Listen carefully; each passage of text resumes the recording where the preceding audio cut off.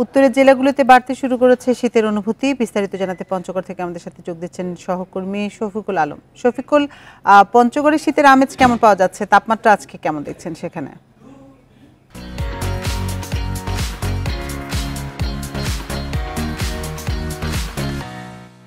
জি, শীত প্রবণ এলাকা হিসেবে পরিচিত উত্তরের জেলা পঞ্চগড়ে কিন্তু বরাবরই শীত আগেভাগেই নামে এবং এই পঞ্চগড়েই কিন্তু বছর জুড়ে শীত মৌসুম জুড়ে অধিকাংশ সময় কিন্তু এখানেই সর্বনিম্ন তাপমাত্রা রেকর্ড হয়ে থাকে। তো আমরা আসলে দেখছি গত 3 দিন ধরে সর্বনিম্ন তাপমাত্রা অর্থাৎ রাতের গড় তাপমাত্রা যেটা বলছি সর্বনিম্ন তাপমাত্রা রেকর্ড করা হচ্ছে 12, 11, 12, 13 এর মধ্যেই। আমরা আজকে সকাল 6টায় মানে অর্থাৎ প্রাথমিকভাবে সর্বনিম্ন তাপমাত্রা রেকর্ড হয়ে থাকে কিন্তু সকাল 9টায়।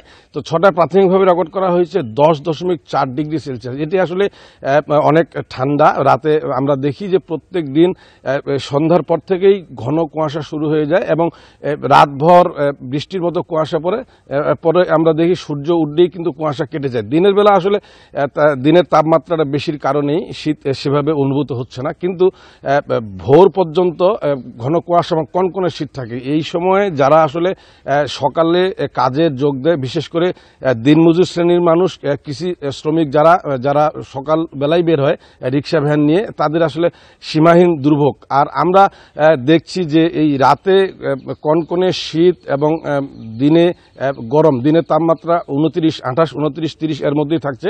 তো দিনের গরমের কারণে কিন্তু শীত এবং গরম এই বৈরী আবহাওয়ার কারণে কিন্তু আমরা দেখেছি প্রতি বছরের মতো এবারও পঞ্চগড় আধুনিক সদর হাসপাতাল সহ জেলার যে 5 উপজেলার বিভিন্ন স্বাস্থ্যকেন্দ্র রয়েছে সেখানে আমরা খবর নিয়েছি যে শিশু এবং বয়স্ক যারা রয়েছে, বিশেষ করে শ্বাসকষ্ট, সর্দি, নিউমোনিয়া, ডায়রিয়া এমন অসংখ্য রোগী কিন্তু ভর্তি হচ্ছেন। এবারও আমরা দেখছি যে হাসপাতালগুলোতে কিন্তু স্থান সংকুলন হচ্ছে না এবং সে কারণেই অনেকেই তাদের রোগীর স্বজনরা তাদের শিশুদের নিয়ে কিন্তু হাসপাতালের বারান্দায় আশ্রয় নিয়েছে। তো আমি পঞ্চগড়ের শিশু বিশেষজ্ঞ চিকিৎসক ডক্টর মনোয়ার হোসেন, তার সাথে আমি কথা বলেছি। তিনি জানিয়েছেন যে আসলে আবহাওয়া পরিবর্তন জনিত কারণে প্রতি বছরই কিন্তু এই সময়ে এই রোগ দেখা যায়। বিশেষ করে যারা শিশু তাদেরকে পরামর্শ দেওয়া হচ্ছে এই সময় আসলে সন্ধ্যার পরে বাইরে নিয়ে যাওয়া যাবে না।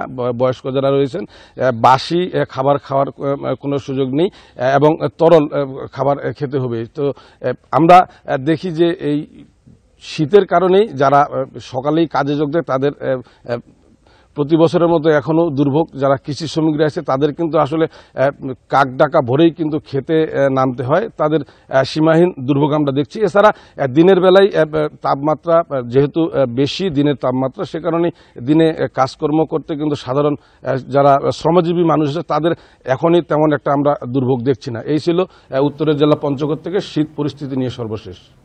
পঞ্চগড় থেকে শীতের পরিস্থিতি নিয়ে জানাচ্ছিলেন আমাদের সহকর্মী শফিকুল আলম।